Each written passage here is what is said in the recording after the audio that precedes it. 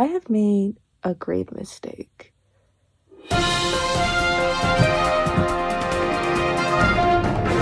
So, I have a book buying problem. I have several books. As you can see behind me, I have several books I need to read. They're not even that many. 74. This is not even all the books that I have on my physical TBR. These are only the ones that I'm like the most excited about. The other ones, unfortunately, didn't make the cut. Vanished on the other side of the room and will be cycled in once I'm done this round of this challenge, because I have concocted a plan to whittle down the amount of books that I have unread in my life. I will not purchase another book until these ones are off the shelf. I say this after buying 2 books last weekend. So, as of right now, I'm not gonna purchase books. I'm so sorry. She passed away in shock because some of these books I've had for 6 years. I bought a few of these when they were published. That was like a little too long ago.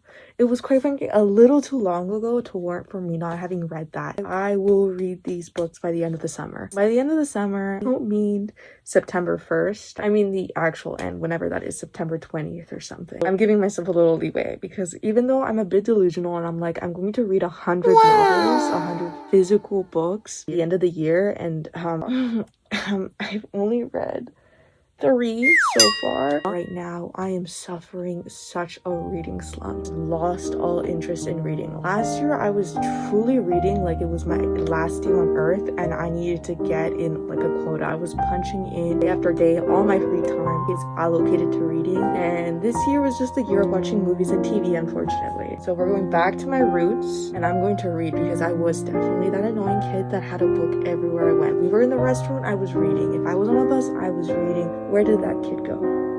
Don't know. But anyways, a lot of these books, I do not know the summaries or what they're about. I barely know what the genre is. Let me tell you, I am mildly allergic to reading summaries, mostly because I feel like the summaries are just like the first fourth of the book, and I hate the summaries give you way too much information. Whodunit movie hates to see me coming because I will guess correctly almost 99.9% of the time. I've solved this problem by just not reading the summary. I couldn't even begin to tell you what Chain Gang All Stars is about, but it was highly recommended. It won a prize, so I bought it. Some of them are sequels. The one for the Leviathan Wake. I watched the TV show The X-Men, therefore I have to read all the books. I have the 6 of them, and I've only read 1 of them. This is the second book, and I'm going to eventually get to it. Several of them that I have started before, but it's been a year, and the year is the expiration date. Being able to continue a book or restarting.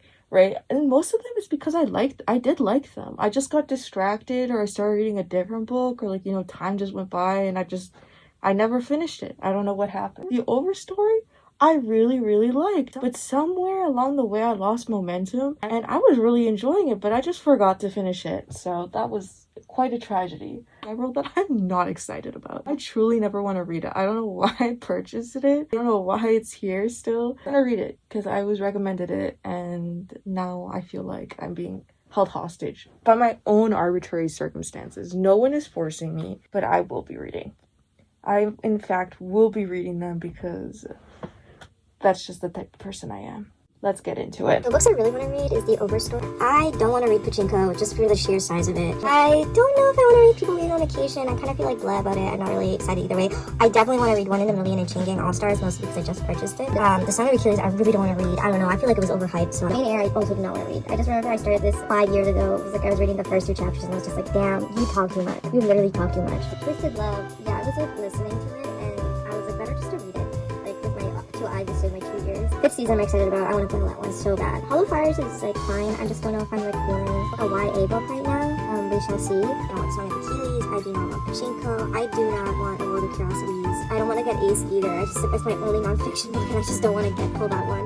These 2 are on the top of the list. So like Million, Chain Gang, All Stars, and The Overstory. Those are my 3 tops. And then obviously a couple of the other ones. I'm unprepared. I don't know what to do. Buckle up and read a game. No more books will be purchased until I finish this freaking list of 74 books. We have our wheel. I already said what I want to read and what I do not want to pull. This is basically blind boxing, but with books that I already own. You're gonna see first. I'm not gonna look because I don't want to see. Oh, Jesus Christ. Let's see. What did I get? What did it land on? Yes! Oh my gosh. Thank you, Jesus. This is one of the top ones I wanted to read because I just bought it. Here we go. We're gonna read this one, the first one. Oh, what a strong pull. I'm so fucking relieved it wasn't Pachinko. You do not understand. I did not want it to be this book. If it was this book, I would have given up. I'd be like, you know what? I'm never buying another book again, and I'm not gonna read again.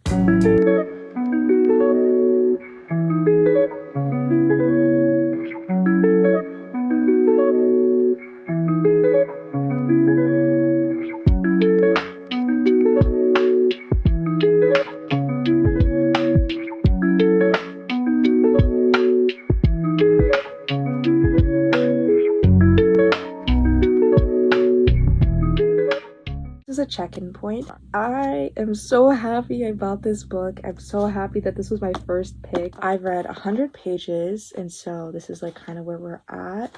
Look at my cute bookmark. It was originally a coaster, but like if I put water on this or anything that's a liquid, it would be ruined, so we're just using it as a bookmark. So forget the week mark. I'm probably gonna finish this tomorrow. It has a really good split between world building and focus on character. I really like the different points of view that this author chose to take, because it's like everyone who's complicit or who participates, right? So you have incarcerated people who have chosen to participate in this program. You get to see in their point of view, but then we get to see in the point of view of those incarcerated people's family and how it affects them, the people who are protesting these games. Then you have the people who are like execs or like the soldiers who are the enforcers of this, right? Then you have even the spectators, like the different type of spectators, because for the characters in this book, the people who are incarcerated and who are participating in these death matches, their entire life is televised. A reality TV show, they have separate programs, the Gladiator Battle Royale aspect, but then you have that they're like the behind the scenes, what they're like without the matches, like those bonds. Everything is exploited is what I'm trying to get at. Their whole personhood has been robbed from them just because they have been deemed a criminal, and because these are like, I think is from my understanding, the only people who can apply or participate in this, people who are on death row, or who are like have a prison sentence of 25 years to life. That like robs them a lot of their humanity. People do not have a lot of sympathy for them because it's like, well, they're rapists, they're serial killers, they're like the worst of the worst of humanity. So it's like, why should we extend that empathy or sympathy for these people? Like, they're not human anymore. So that sort of hypocrisy, right? Where it's like, okay, well, you like completely dehumanize them. Also, like, now you've created these gladiators that people worship or love. Dissonance that a lot of people who are watching the spectators don't realize, right? And so I just think this is such a good commentary on like the American prison system, like the industry that's around it, because they've created entertainment, and because it's like you've given those justifications of like, well, they deserve it, they don't deserve better than this, they don't deserve anything, like, and even then it's like this is their opportunity to make them better people, or like to be able to get their freedom, right? Because it's like if these contestants, but like incarcerated people, participate for 3 years and they like win and they stay alive, then they're free to go. Obviously, like I'm super skeptical on that fact, or whether or not they're going to be allowed to leave. We have our main character who's like Loretta Thurwar, who is going to be free in 2 weeks, and I'm super skeptical. Like right now she has gotten like some level of information that's like, okay, something that's thrown her off, that's made her very pessimistic more than usual, and I'm just really excited to see where this goes and like how it ends, and when everything that comes to a head, and like what piece of information that Thurwar's sitting on that like she hasn't told us yet. And yeah, I'm just super excited. I feel like it's been a long time since a book has excited me to this level, and that I feel like this is how I want to spend all my free time. Because I do love reading, but it's just sometimes you're in a reading slump and you can't finish a book for 6 months. Good morning. It is, frankly, stupidly early.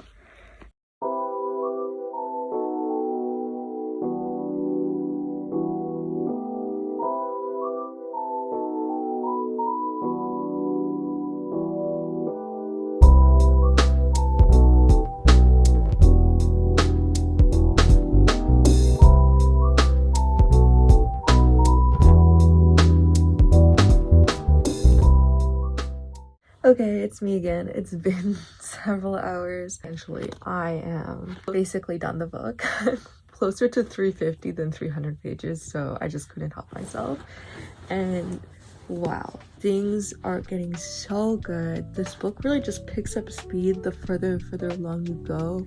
I feel like this is one of those books that are like, it's not that the subject matter is easy to handle, but the way that it's written gives like such an ease to be immersed in this entire world. The way that each character matters so much, and you're able to empathize and connect with them in such a way that even if it's just given like one chapter each. And so I really recommend this book. I'm not done, and I just can't wait to be able to finish this, because it's just really it's such a good book. It's so well written. It has much momentum, and it blends really well a lot of fact and fiction. So there's like a lot of elements that are just truth, and so it's like a non-fiction. And I think this book does a really good job of being an account of each person's witness of this history, of all these different people who participated or have been coerced to participate in these systems, and how their own part, even though it feels small in comparison of like them viewing it, of how what their impact is, furthering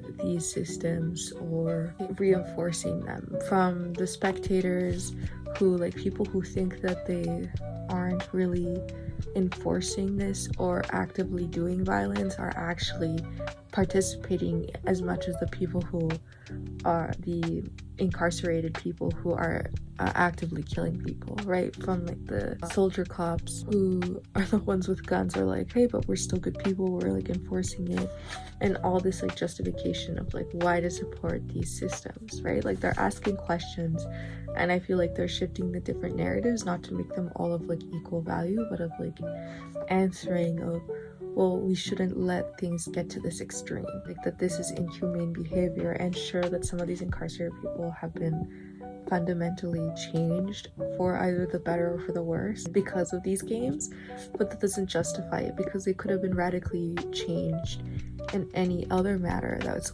way more humane than what they had to go through, because no one would remain unchanged going through this process, right? Like being forcefully participating in these games, or being incarcerated and harshly punished in torture, right? Like this is pushing people beyond the scope of what a human could endure. So yeah, I'm just super excited. I can't wait to finish reading it, and I'll be back.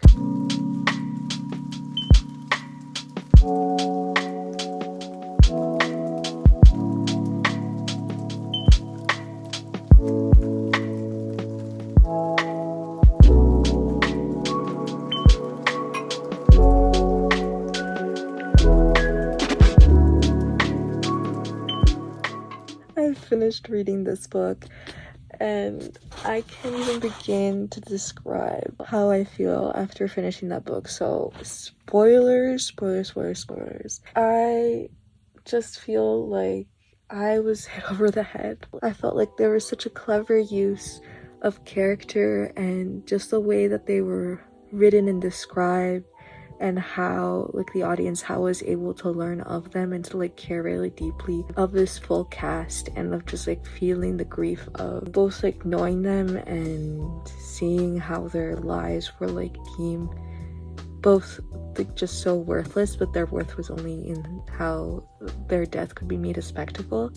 And then just like having that ending scene with Tamara and Loretta, where like you kind of have this situation inverse, where Loretta's like now facing kind of like having this death, like killing, or like the threat of killing someone that she loved or cared deeply, but the circumstances being completely different, like being pushed beyond what any person can endure, and yet still finding that love and care and compassion, even for people who might feel like your enemy. Gunny, right? Like someone who is deeply unlikable, even the erasers, people that you wouldn't care for, and yet you still find care for them because they still had people they love, they still have things they cherish. There's still people beyond those circumstances, there's still people beyond even the hate they carry. Even Gunny was affected by Loretta and Hamara in like finding that kind of family and community within their chain group, seeing how radically changed all of them were, how showing like extending compassion between them and like creating those bonds and community in such a violent violent environment. It was really exposition heavy, but in a way that it didn't feel intrusive. It wasn't like in your face, even though sometimes I knew exactly what it was trying to say with some of the statistics, but I just felt like it was exactly kind of the slap in the face each time it was telling you. But speculation on the American prison system, I feel like the natural conclusion, if we continue on with the way how prison systems are made, focus is mostly on the impact of such arenas existing, of such a prison industries existing, of how corruptive it can be, how you can think that you are a good, honest person, but yet this force is corrupting you and dehumanizing, how society views people who are incarcerated as criminals, as like subhuman. And this book puts that into question. It challenges the reader into saying, it's like, well, these people have fuller lives outside of their worst mistakes. They're a fuller person. They have like a completely different layers outside of this one label. There is always chance for rehabilitation. Maybe not everyone is like going to be safe in to be in society, but that doesn't mean that they must be forever punished for that, right? Like there is no need to be so cruel, to have systems that are so cruel. I definitely think that this is one of those books that, while difficult in subject matter, it's a really easy read because it just flows so well. Like, I think there's such unique imagery. It was so cleverly written. I think that the use of the statistics on the footnotes was highly immersive, and it was always bringing to focal of like, this happens.